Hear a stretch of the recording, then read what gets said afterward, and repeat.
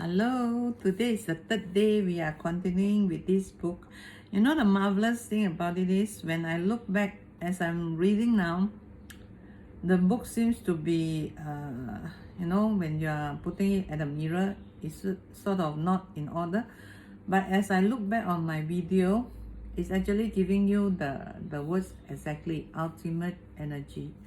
So today, as mentioned yesterday, we are going to chapter 2, the value of saying no. One of my favorite topic, how to say no. So when we read on, then you will see where you can use this technique and why you should use this technique. Now what it says is, chapter 2 is the value of saying no. How one little word can free up a lot of energy. I hope you will see the possibility now. In this chapter, we are going to talk about assertiveness, my pronunciation, and your ability to set clear boundaries, your ability to say no. Now, what has this got to do with your energy? You must be wondering, right? I am so wondering the same thing. But I've been practicing it even before reading this, and I know it's very good. Well, it could be plenty. Answer the following question. Do you, number 1, find yourself saying yes to things you would have preferred to say no to? Majority of people are this kind of people. At least those that I meet, because I draw that kind of energy. Find that you take on, number 2, find that you take on more than you can cope with. Number 3, find you are so eager to please that you say yes when in your heart of hearts you know you shouldn't. Now, I tell you why I will do this is because back then I do not have confidence on my ability, because in a society where graduations with cert and having good referral or on their CV, if you look at my CV, it's not that powerful, because I moved from the secondary, and then slowly I built myself up, and I don't have anything to justify for it, because I work for a small company and I do not know how to get referral. I do not know how to use what should I say? I do not know how to use my bosses to give me good referral so that I will have something to hold on to today. So what I did is I keep on learning. I keep on hunger to learn. I have this hunger for learning, and I take up courses that give me certification. And over the years, I collected a few certification, and I have, based on that, with my 30 odd years in the industry, the tourism industry, I built myself my own profile, and that is when I feel that I have enough. I do hope that most of you do not have to go through this kind of painful journey that I have to go through, because I have sleepless night, short of cash, because I need to study, and then I don't get good salaries. So these are the things that have made me being very compliant and always say yes. But now that I realize you will be used most of the time if you are not careful and say yes to everything that you are not agreeing to, but you just do it because you need something for yourself. Number 4, say yes to avoid an argument. I don't like to argue, so I don't say yes or no. How about you? Say yes because you fear the consequences of saying no. I prepared for that now. Run yourself rag while those around you aren't pulling their weight. Number 7, take responsibility for other people's happiness or security. Only have 7, thank God. If you answer yes to any of these, it's a sign that you might need to set clearer boundaries with people or assert yourself. Many of us are brought up to believe that being helpful is a good trait and that saying no is selfish. Yeah, when you say no, people say you so selfish, ask you to do something for me also you say cannot. Okay, but some of those people who say that, they are the more selfish one. But it's important to remember the basic principle of in-flight safety. Always to put your own oxygen mask on before helping others in an emergency. Most parents would agree that this is completely counter-initiative, intuitive. It's a basic instinct to protect our children, but to do so, it is important to stay safe ourselves. It is the same with boundaries. By being more respectful of your own needs, you have more to give others. You will also have more self-respect, more self-esteem, and more respect from other people and more energy. We teach people how to treat us. If you are someone who always say yes, you will always be the first in line when someone needs a favor. To teach people to respect your boundaries, you have to teach them what your boundaries are. I often give a simple assignment to clients suffering from blurred boundaries to say no to 3 things during this week. They can be really small, such as no, I don't want a second helping, or no, I'm just finishing something off, or no, I don't want a coffee, thanks. Make it something achievable and you're more likely to do it. The simple exercise have 3 benefits. 1. It starts to build the assertiveness muscle. 2. It gets people used to you not being a pushover. 3. It strengthens your self-esteem. Simple, right? Choose 3 things that you think you can do and say no to have this type of impact. As we carry on building self-esteem, why do we find it so difficult to say no? There can be many reasons, from our upbringing to our beliefs about what it means to be a good person, or fears about the consequences, real or imagined. One of the most common reasons is the fear that people will think badly of us. Let me think. I believe I'm that kind of people too. When I say no, I feel bad because I was trying to get some kind of, in a word, compensation for doing what I don't want to do, but I hope it can bring me something. So it's hope against hope. Most of the time, it does not happen. I only got my help when I stopped saying yes and start doing things for people because I wanted to do it without expectation. I'm not sure what is your experience. I would like to hear from you. If you could drop me and share your story.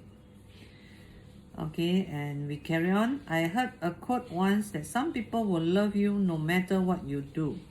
Some people will hate you no matter what you do, but everyone else will like you just fine the way you are. The trouble is that we spend so much time trying to make the wrong people like us and approve of us.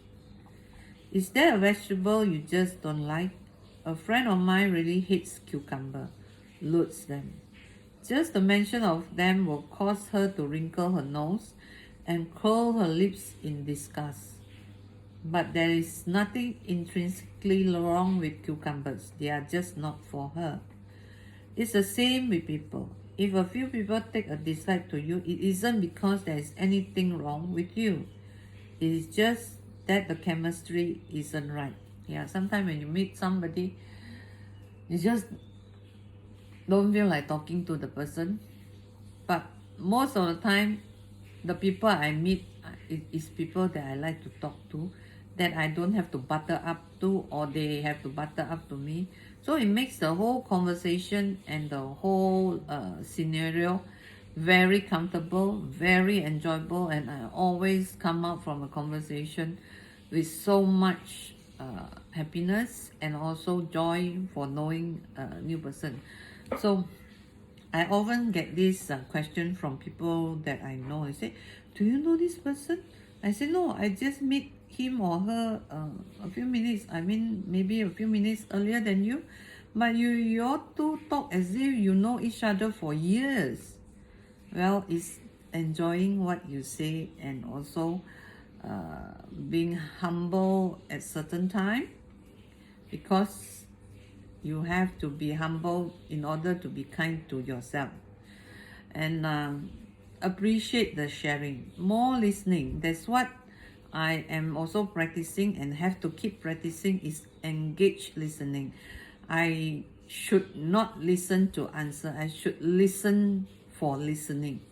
That is one of the mastery of IAC 9 masteries, and it is so wonderful. This tool is so wonderful. So I will keep doing that, and want to polish it up so that I'm going to be one of the best listener ever. So bless me, yeah. Okay, now there is nothing for you to prove, okay?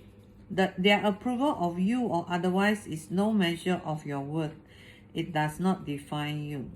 Self-esteem is something that comes from inside you, not outside. Getting people to like you is most unrewarding sport, and it is corrosive. Spending all your time trying to get those people to like you is a waste of your energy, and it is very liberating to let go of the need. This is going to be a long chapter, so bear with me. You can skip if you don't want to listen to some of it. Okay, now she was mentioning in his book, I'm Okay, You're Okay, Dr. Thomas A. Harris developed the concept of being okay based on the principle of transactional analysis.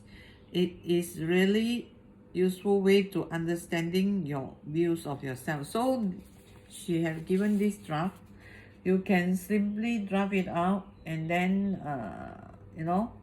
try it out.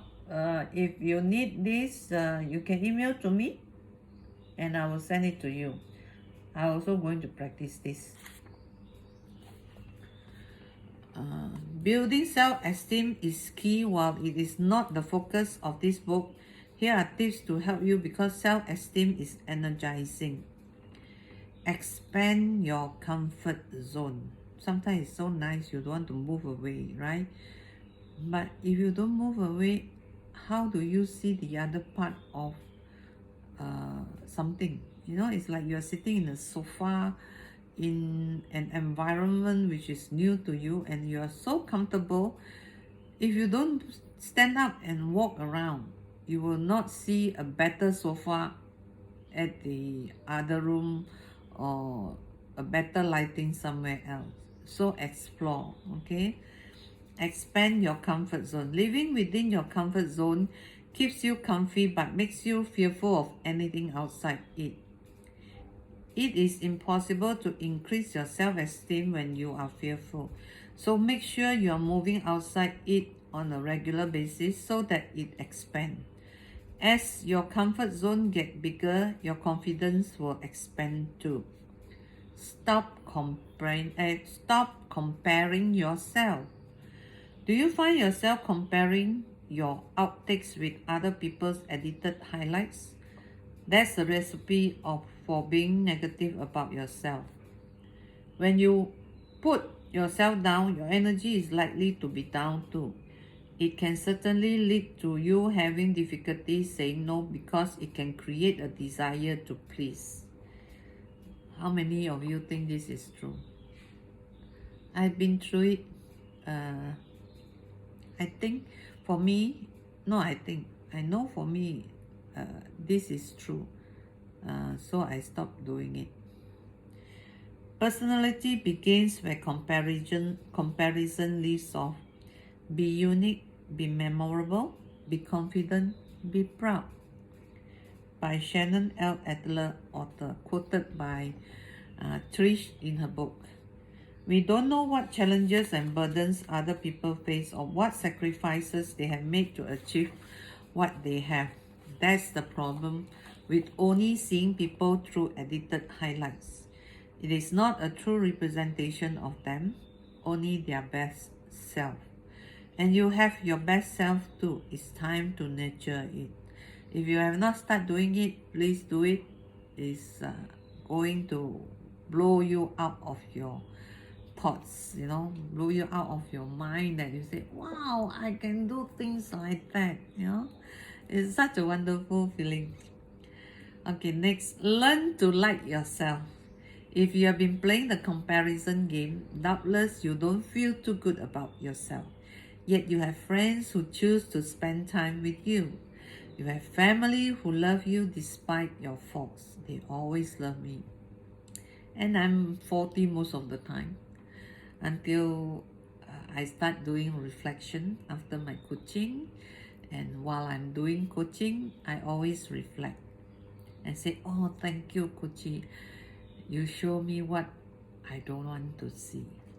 So when you help somebody out of their misery, you also help yourself out of the same misery. So my invitation to you is to write a list of things you do like about yourself. This is the question. Many people find it really difficult. If necessary, think of what your friends, loved ones, and colleagues would say. If you are still struggling, ask them. But get yourself a list. Write it down on a nice piece of card and look at it often. These qualities are the truth about who you are. Focusing on what you do like about you rather than what you don't like about you can prompt a huge shift in self-esteem and help increase your self-belief, which let you say no when you need to. Okay, then she have a list of 21 ways and 21 days to life you want, which is in her book. Another book, not this book. I had to source it out. So I will not share this with you because it's just an idea, like be constraint friendly. Things that you think you are good at, just write it down. It should be quite similar to this one. Okay. Overcome limiting beliefs. Beliefs are those thoughts that you treat as if they are true. For example, I'm not good enough. Good people always say yes or say no is selfish. We act as though they are true, but there is no truth in them. They are just thoughts. Limiting beliefs are the ones that stand in the way of your feeling good about yourself, your happiness, and your success. Empowering beliefs are those that are supportive of you. An easy way to deal with limiting beliefs is to create empowering ones that act as an antidote to them. For example, limiting beliefs. One of them, I'm not good enough. Empowering belief, I am a good and worthwhile person. Okay, the other one is, she gave 4. I will just share 2 with you because this topic is, this chapter is too long, with many examples.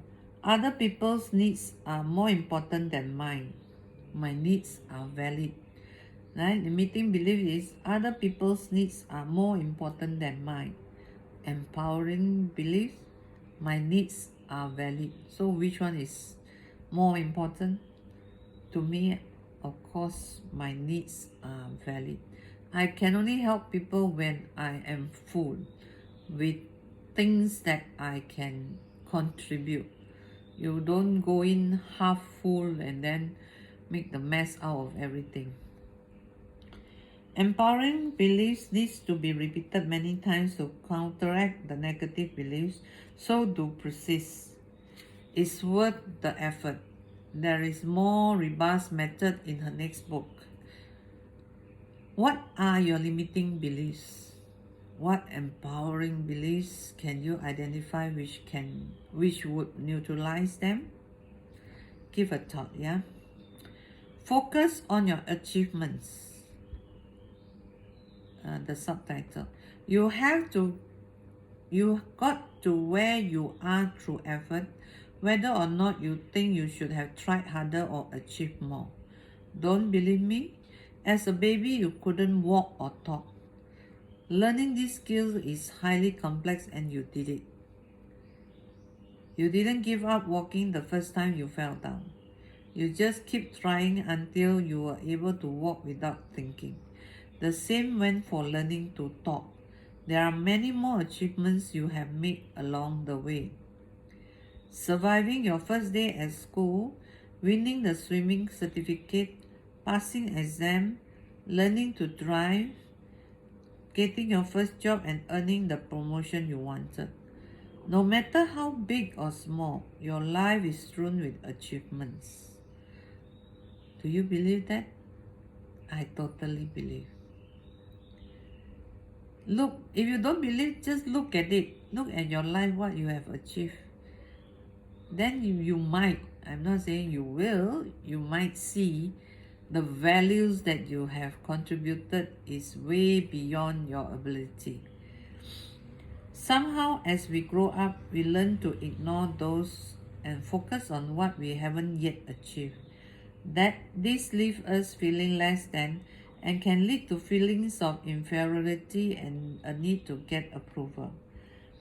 Make a list of all your achievements, big and small, and perhaps put it on the reverse side of the card with the traits you like about yourself. Look at it often as a reminder of your ability to learn and grow. Accept imperfection. Perfection is not a human condition.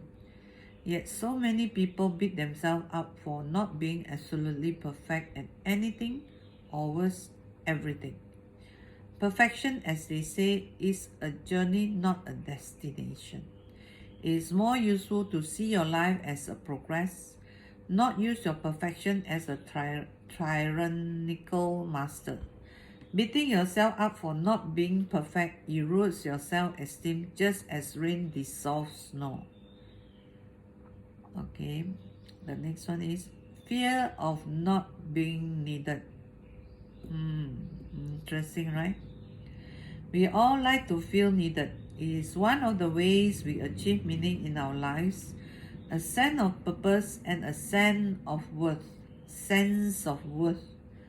For some, this need can result in martyrdom, a way of feeling important and alive by exaggerating your suffering or playing the victim in order to gain sympathy and support or to feel superior. These are the drama queen or king. It makes those around you at best beholden and at worst lazy or irresponsible. But as Dr. Henry Cloud and Dr. John Townsend said in their book Boundaries, you can't terrorize or make others feel guilty and be loved by them at the same time. So the question is, do you prefer to be needed or loved? As a strategy for securing love, making yourself indispensable is flawed. It can even create resentment. If you are creating learned helplessness in those you love because of your desire to be needed, you may be telling yourself that you are being kind or wanting to protect them from harm. But in doing so, you are denying them the entitlement to grow as an individual in their own right. You are affirming their role as a victim. The drama triangle model. Physiotherapist Stephen Kapman created a model of direct functional interaction he called the drama triangle. Shown below, it looks as though we get stuck in certain behaviors in ways that are disempowering. So this is the thing that he is have experimented. Okay, I hope you can see. Adapted from with permission from Stephen B. Cartman, MD, author of A Game of Free Life, the new transactional analysis of intimacy, openness, and happiness, 2014. The victims, as you can see, is the lowest in the triangle upside down. The victims tends to be defensive, submissive, or passive aggressive.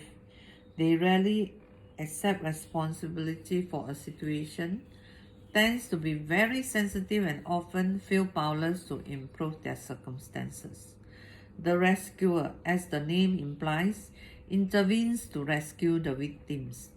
This may seem like a benevolent position, but it actually creates dependence and helplessness in the victim, effectively keeping them stuck. This may be from a need to be needed or because it served the rescuer well to have the victim dependent for some reason, for example, to feel stronger, important, to have a sense of purpose, or to be seen as heroic, saintly, or benevolent. The rescuer can also refer to behavior rather than a person you depend on to feel better. Examples include alcohol, comfort eating, indulging in retail therapy, gambling, or smoking as a coping mechanism for life stresses. If you ever find that you reach for a glass of strong stuff or your favorite fruit when you feel low or any too munching behavior, be assured that you are invoking the rescuer. Again, it may seem like harmless sport of indulgence, but it keeps you stuck in a drama triangle whether you realize it or not, and this does little for sustainable energy. Next comes the prosecutor. Can be a situation such as being redundant or diagnosed with cancer, or a person such as someone bullying or intimidating you at work. Essentially, the prosecutor is the alleged cause of victim's problems as the victim perceives it, whether intended or not. What's interesting about the drama triangle is that there is no virtue in it. There are no real winners, no insight, no growth. The victim doesn't learn and doesn't change. It is also interesting that the positions are not set in stones. The rescuer can become the prosecutor if, for example, the victim does not want to be rescued. Stop interfering and let me get on with my life. It's a sure sign that rescuer has become the prosecutor. The prosecutor can trade places with the victim if the victim takes a stand. You can probably witness a bully being confronted and suddenly making excuses, backing down, or bursting into tears. I have also seen situations where the victim can become the rescuer to the prosecutor if the original rescuer becomes aggressive on behalf of the victim. It gets complicated, doesn't it? The point of the drama triangle is that you are stuck in it. Your role may change, but you are still in it unless you do something different. But what? Upturning the drama triangle in his book, The Power of That. The Power of That stands for the empowerment dynamics. David Emerald talks about turning the drama triangle upside down to create a more empowered perspective, one that is outcome focused rather than problem focused. The victim becomes the creator of their own life instead of a victim of circumstances. Instead of being a victim of redundancy, they use the opportunity to decide what they want from their future career instead of asking, why me? Following a cancer diagnosis, they start taking control of their well-being and deciding how they can make the most of their lives. This is how my mother dealt with her own diagnosis and how I deal with my own much less serious one. And this is how I deal with mine too. Instead of bowing down to the bully at work, the creator take a stand. Bullies only bully those in whom they see vulnerability. They will soon leave to find a new target. The creator becomes focused on what they do want rather than focus and submerge in the what they don't want. The prosecutor become the challenger. Because the victim become the creator, the prosecutor does not have the same level of power, instead become the challenger to the instigate positive action. This is what happened to me when I moved from a victim to a prosecutor, because I want to own my life. And many times I am challenged because some people feel that I shouldn't enjoy my life that much due to what I don't have, in a sense of knowledge, or maybe in a sense of certification at that time. But now obviously I already have my own standing, so they don't challenge me so much unless I'm learning something new, I'm going something new, then I'm always being challenged. And then I feel that it's very motivating because I find excitement in solving the darts or the arrows that these challengers throw. So the more they throw, the happier I am, because then I can solve my unknown faster. So I'm not sure how many of you do that, but I only cultivated this about 10 years ago or 15 years ago. I can't really remember, but out of needs I have done that, and I find it very rewarding. Okay, challenger instigate positive. I was saying the prosecutor does not have the same level of power, instead becomes the challenger to instigate positive reaction. I don't do this type of thing of challenging people, though sometimes I want to, but I always do a reflective few seconds before I talk. It's like an invitation to reveal more depth and new skill. We grow best through challenge and adversity, not by everything going smooth in our life. Life is not like that anyway. So creator chooses to allow challenges to be better than them, not diminish them. It encourages growth when you let challenges be your teacher. Yeah, this is just what I was just saying. The rescuer becomes the coach. Instead of rescuing the victim, the coach provides encouragement and asks empowering questions to help creator move forward. Questions such as, what outcome are you looking for? What do you want to do with this? What is your next step? What is the lesson in this? Is there a silver lining here? What would it be? Unlike the rescuer who will lead, the coach encourages the creator to take responsibility. Here she spelled as responsibility, to make mindful, empowering choices and to learn from experience. The need to be needed is filled to the drama triangle. So if you find yourself in the triangle more than is healthy, practice the role of a coach. You will release some of your energy to where it will have more positive effect. Being needed does not mean you have to be a person who take responsibility for how everybody is. In fact, at this section proves it can be actually be damaging. Fear of losing your job. When I worked in the corporate world, I was always struck by the fact that people who really got on, who were recognized for their contributions, both financially and in promotion, were those who knew very well how to say no. If they couldn't meet a deadline, they said so and gave reason for why they hadn't met it. If they are taking a few days off when there are important meetings to attend, they simply said they couldn't make it. They did so with such confidence and conviction that they were rarely questioned.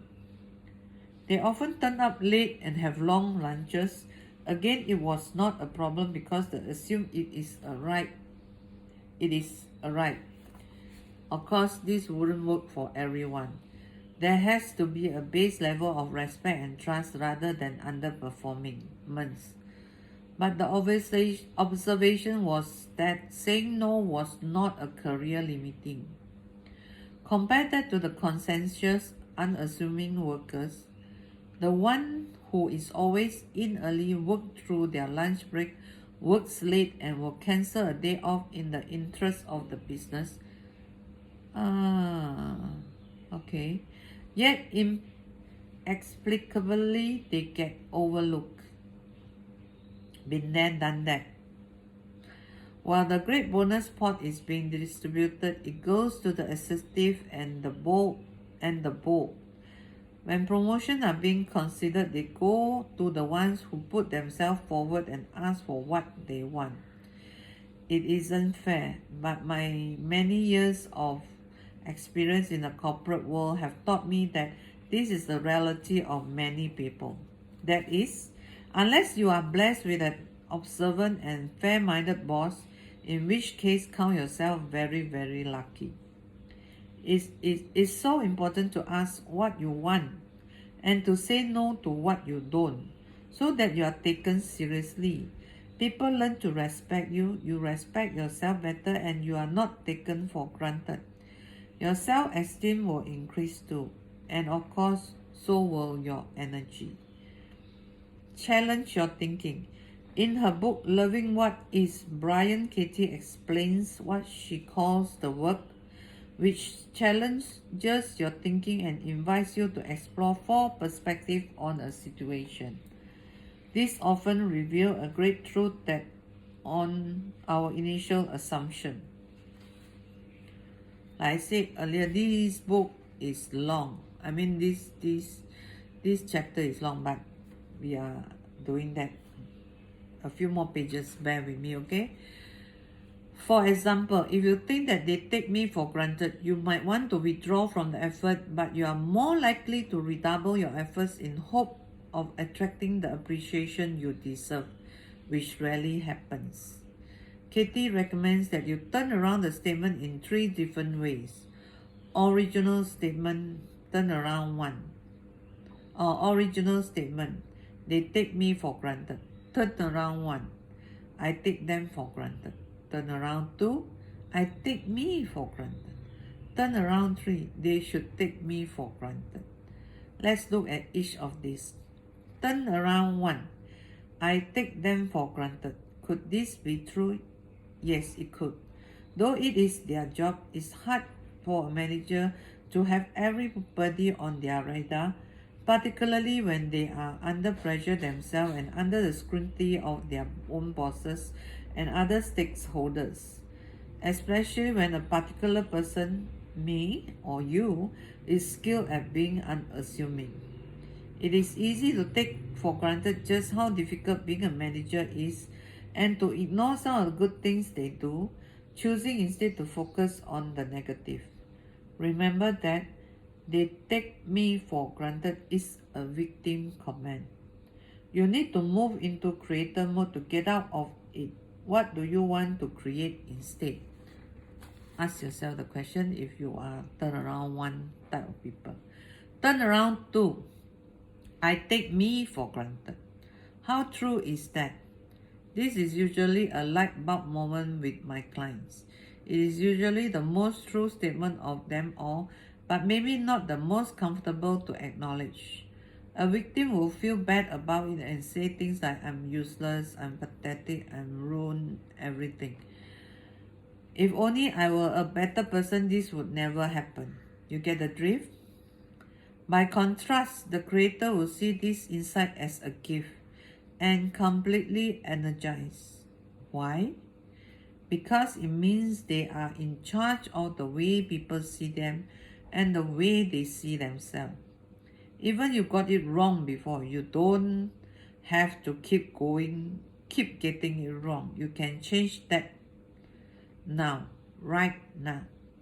How can you do it? By appreciating your own contribution more, by valuing your positive quality as much as if they belong to someone else, by being more visible, being a little less modest, and owning up to your achievements.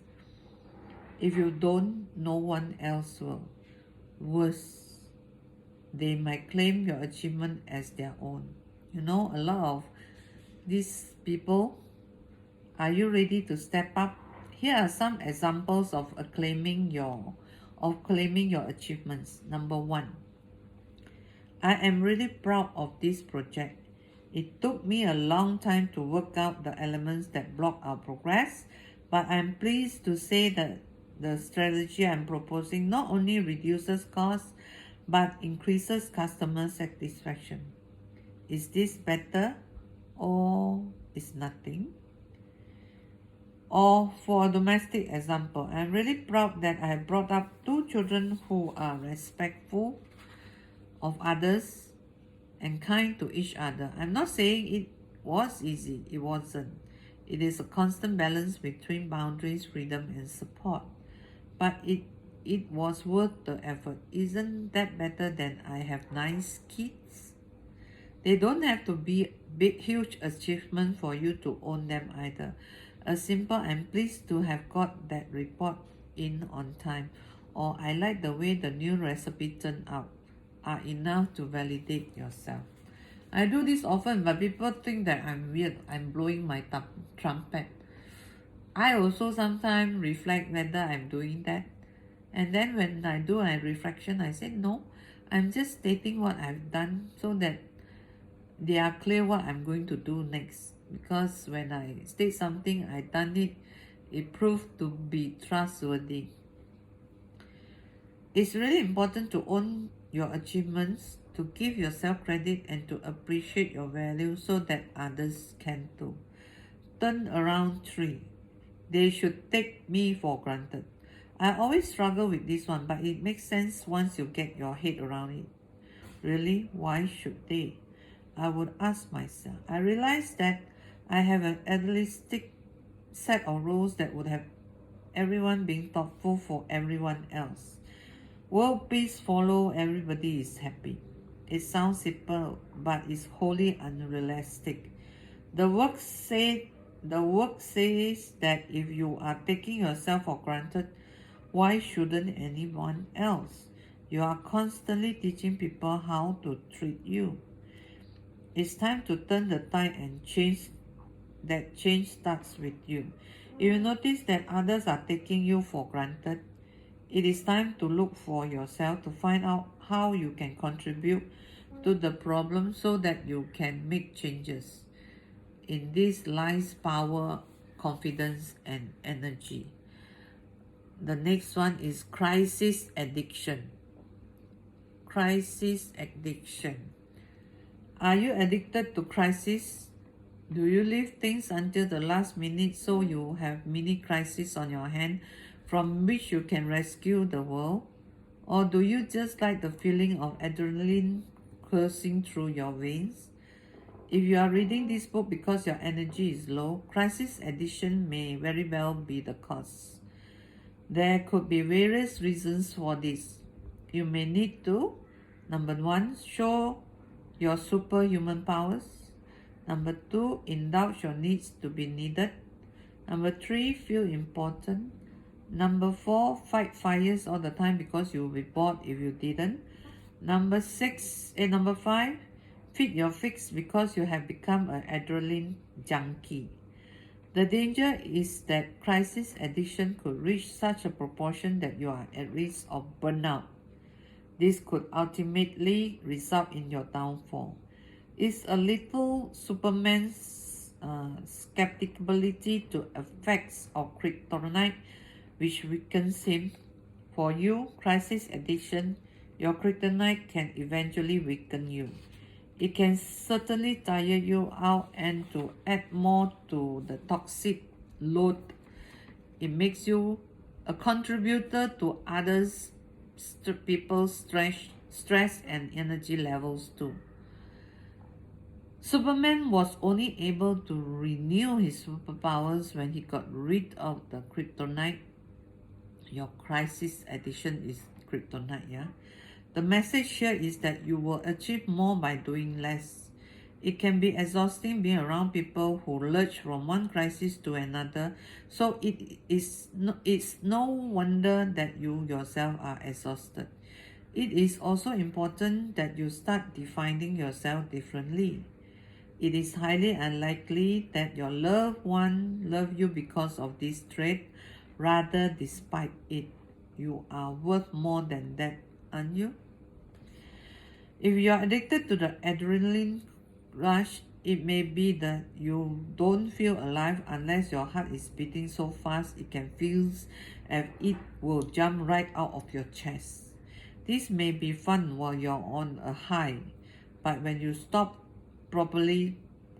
you probably collapse into exhaustion, unable to function. In the long term, it is unhealthy. It is really important to have a balance. Have your fun but offset it with quiet time, perhaps meditating and with mindfulness or self-hypnosis. Then you can enjoy a calmer energy between adventures. Mindfulness allows you to enjoy the moment, to be fully present rather than hurtling between one thing and another in a frenzy of activity. Self-hypnosis achieves the same thing while reprogramming your mind to be the kind of a person you want to be. In this way, excitement can be enjoyed from a fountain of balance. Or not fountain, foundation of balance. That's what happens when you eat up the words, the lettering. You will be easier to be around too, and that's good. Got to be good, right? Fear of being thought selfish. This is when you say no. These are some of the comments people will say when you do it. Do you worry that making people responsible for themselves and their choices mean that they will judge you as mean? By denying people their right to have their own mistakes and to do things for themselves, you are denying their rights to their own personal development, or you are colluding with their lack of personal responsibility, as I like to call it, responsibility. This is what Sadhgurus always say. You can be responsible for many things, but do you need to respond when you're not able? So always act when you respond with when you got the ability. I hope you got what I'm saying. Neither of these is good for them or for you. You can say no and be kind. They are not mutually exclusive. It is important for others to learn to appreciate boundaries, including yours. In addition, if you consistently rescue another individual, then you are colluding with their problem, effectively keeping them stuck while deluding yourself that you are being kind or selfless as though it's a virtue without cause. Sometimes tough love is the greatest kindness of all. It yields long-term results instead of alleviating short-term ones. If you are constantly saving people from the consequences of their action, I used to do that. See, when I read this book, it's so near to my heart because many things I used to do, meaning that I have walked this journey before. And I have done many changes since then. And it's getting better every day. I treat myself better. I see things clearer. And I enjoy my life more. That is why I'm sharing some of the books that I come across in this reading session. And thank you for taking the time to listen to me.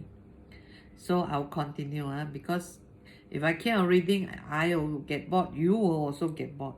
Because reading, though it's good, you have mind, then, that's why I love reading to you. Then I can share with you my thoughts instead of keeping inside. It's better to talk it out.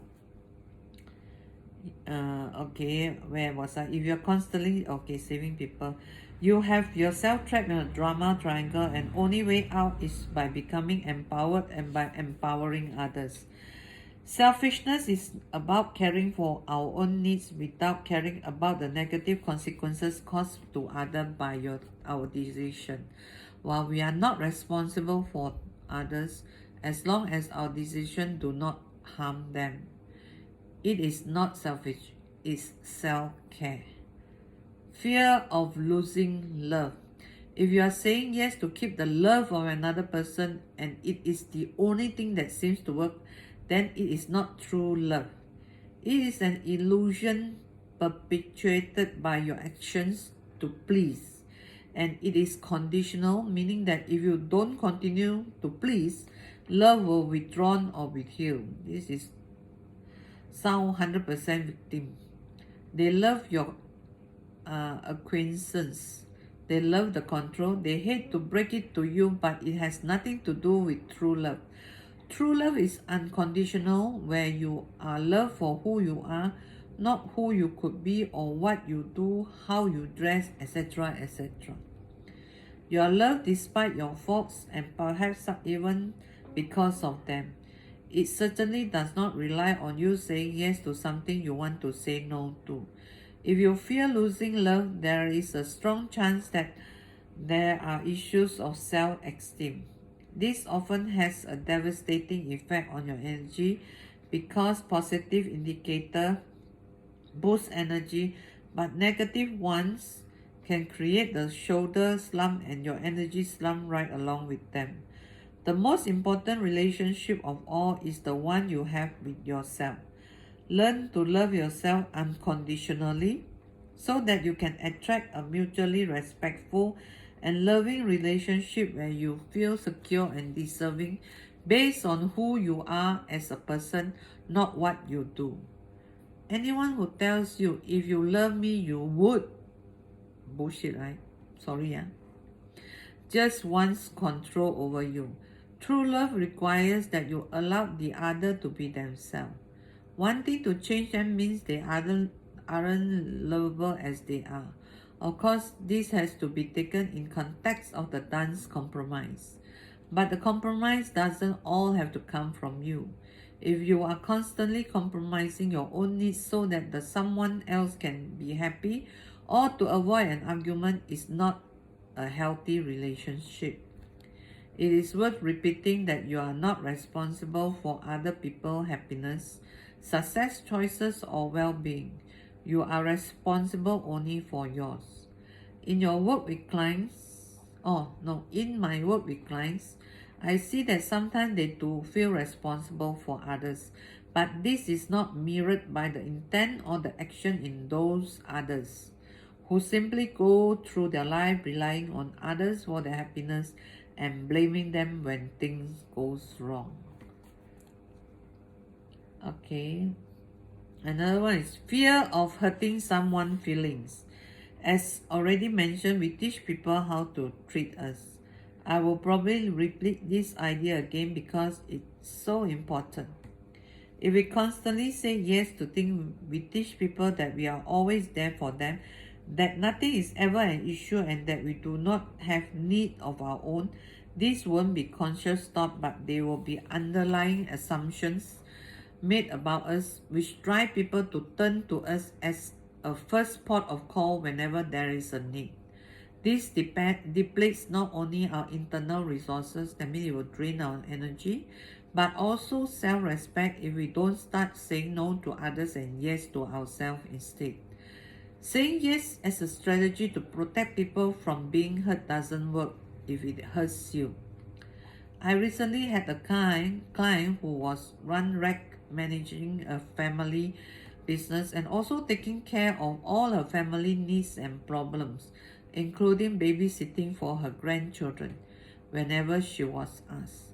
No matter what plans she had made for herself, she would cancel them to accommodate others. She was incredibly exhausted and stressed. I gave her a homework task. She was to say no to at least 3 requests that week. She almost went white at the thought of this, but agreed to try. Her main concern were, number 1, how will they cope? Number 2, will they be offended? Think she has become stroppy? I coached her on how to say no kindly see below, and off she went.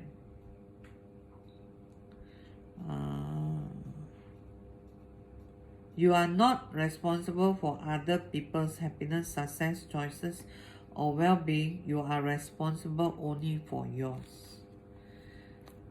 It was a revelation to her. To her amazement, not only they were unfazed but they were very quick to find someone else to help or to go out another night instead. Her confidence shot up. Her fear of what people would think disappeared, and her concern for ability to cope took a much needed rest. Remember that doing things for others indiscriminately is not a sign of depth of your love. There are much better ways to show that. If you are constantly rescuing loved one, it is a codependent relationship. Ponder about this too. You can't live the person life for them. You can't grow for them. You can't make choices for them. You can't learn from them. For them, these are all the things they have to do themselves. It's a case of tough love, and you can say no graciously so that their feelings are less hurt, if indeed they are hurt at all. Yeah. The hardest part of raising child is teaching them to ride bicycles. I still have not teach my daughter how to ride because she's scared of falling. A shaky child on a bicycle for the first time needs both support and freedom. The realization that this is what the child will always need can hit hard. This she have borrowed from Sloan Wilson, writer. Tricia used this quote by Sloan Wilson with many of her clients, whether or not they have children. If you are a natural carer, it is so tempting to save people from themselves. I always like to do this, and it's not good for them. So I stopped. Taking the handlebars of the bike and steering them in the right direction, holding the bike upright so they don't fall over. But in doing so, the child never learns to ride the bicycle. They are denied the pleasure through your overcaring. They are deprived of the energizing sense of achievement in overcoming a hurdle, one of life's great pleasure. You know that feeling when you achieve something that scares you and you're completely elated? What happened to your energy? And if you feel hurt by someone not helping you, what happened to that hurt? My guess is that it evaporated, transformed by excitement. Saying no can be the gift that someone needs. It is much better to belong to the Empowerment Dynamic Club than the Drama Triangle Club, don't you think? In their book Boundaries, Dr. Henry Cloud and Dr. John Townsend distinguish between hurt and harm. Often a little hurt actually helps someone. They tell a story of going to the dentist to deal with a cavity. It hurt, but it helped them.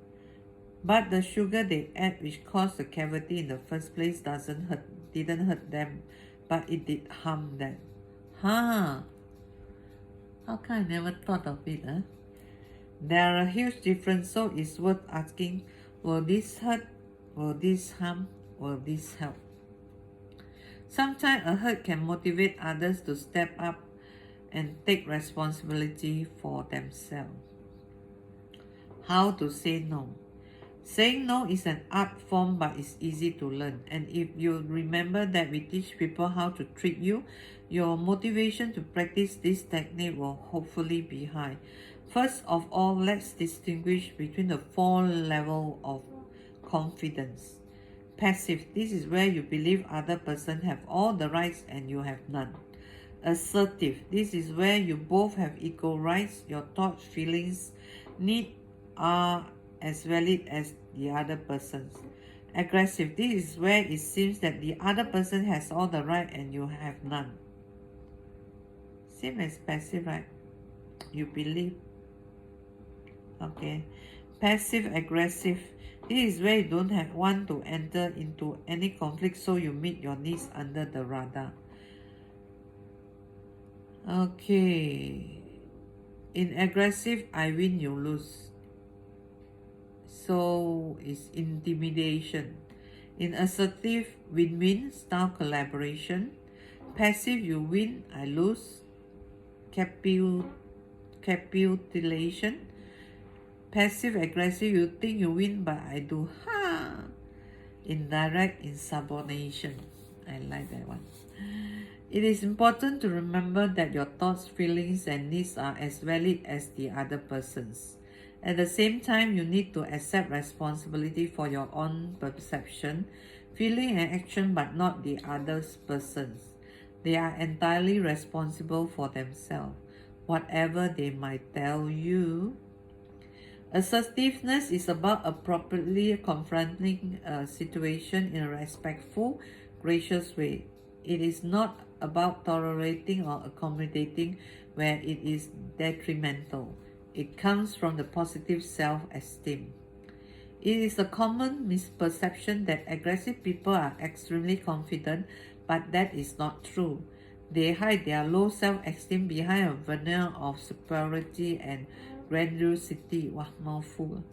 But how do you do assertiveness? Here is an example. Let's say that your boss has asked you to work late this evening when you have your daughter's school concert to attend. You promise to take your wife out for dinner, or you have concert ticket with a friend. Here how it might go. Your boss: we have an important deadline to meet and I need you to work late this evening. You kindly: I'm sorry, but I have other plans this evening, which cannot be changed. But this is really important, said your boss. You kindly mention again: I know this is important to you. I can't work late this evening because I have other plans which cannot be changed. But you always help when we need it, and this is really important. Remember, this is your boss, huh?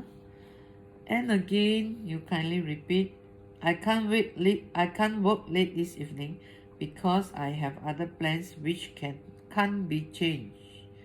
So you keep repeating which can't be changed. A number of techniques have been used here. Number one, acknowledging. That this is acknowledging where the other person is. I know this is important for you. Number two, because. The word because has a strong influence when used with other two techniques. Curiosity, this is also true even if it's no connection between the cause and effect. Number three, stuck record. This is where the same point is repeated again and again rather than engaging in a debate about why. This makes it very difficult to argue. When you over-explain yourself, you weaken your message as though you are trying to convince yourself of your point of view. Let's take another example. Suppose a friend asks you again to organize Christmas party. You do it every year. People offer to help but rarely do their bit. You know that kind of people? So you always end up doing more than anyone else, and you have decided that you want things to be different this year. You don't mind helping, but you're not happy with doing it all. Here is how it might go. Your friend: so what are you planning for Christmas party this year? You kindly: I'm not planning anything because I'm having a year off. I'm looking forward to someone else taking their turn. Your friend: but you always do such a good job. Thank you, but this year I'm taking a year off so someone else can take their turn. But no one else can do better than you. It's kind of you to say so, but I'm sure someone else can do a good job, if not better job than I'm taking off. A year off. Why are you being so selfish? I'm simply allowing someone else to take their turn because I'm taking a year off this time. Again, the start record technique is being used here and it's really hard to argue. Right? So now, words aren't enough. Having said all the above, your words themselves account only 7% of your communication. Your body language carry a stronger message and account for 55% of what you say. Here are some examples of what the different style might look at. Passive: hands in the pocket, behind back, or in the fig leaf position, difficulty making eye contact. Aggressive: arm folded, hands on the leaf, strong and hard eyes contact. Assertive: arms at your side, firm but gentle eye contact. Your tone of voice accounts for an astonishing 38% of your communication, no matter what words you use. Soft passive, soft tone with antipodal lift at the end as though you're asking a question rather than making a statement. Aggressive, strong and forceful time. This is what I am using most of the time, so I must change. Assertive, a low tone which creates a stronger credibility in your message, especially when you drop your voice at the end of the sentence. Try saying, I can't wait late this evening because I have other plans which cannot be changed. When not meeting the other person, gaze will quiet by a high-pitched voice which leaves at the end of the sentence. Compare that to the same sentence with a low but firm tone that drop at the end of the sentence, gently holding the person's gaze with your arms by the side. There is a huge difference, isn't it? I think so. I can even imagine that. Part of being able to say no is to be credible when you do it. When you continually say yes to what you want to say no to, it is not only taking your energy from doing too much perspective, but resentment felt by feeling taken advantage is also fatiguing. At the same time, the erosion of your self-esteem has a huge effect too. Just think of the difference you will feel when you start to respect your own needs as though they are as valid as everyone else, which of course they are. So time to reflect. So I finished chapter 2. Then tomorrow I'll read chapter 3, which is empowerment and growth. How setbacks can energize you and help you evolve.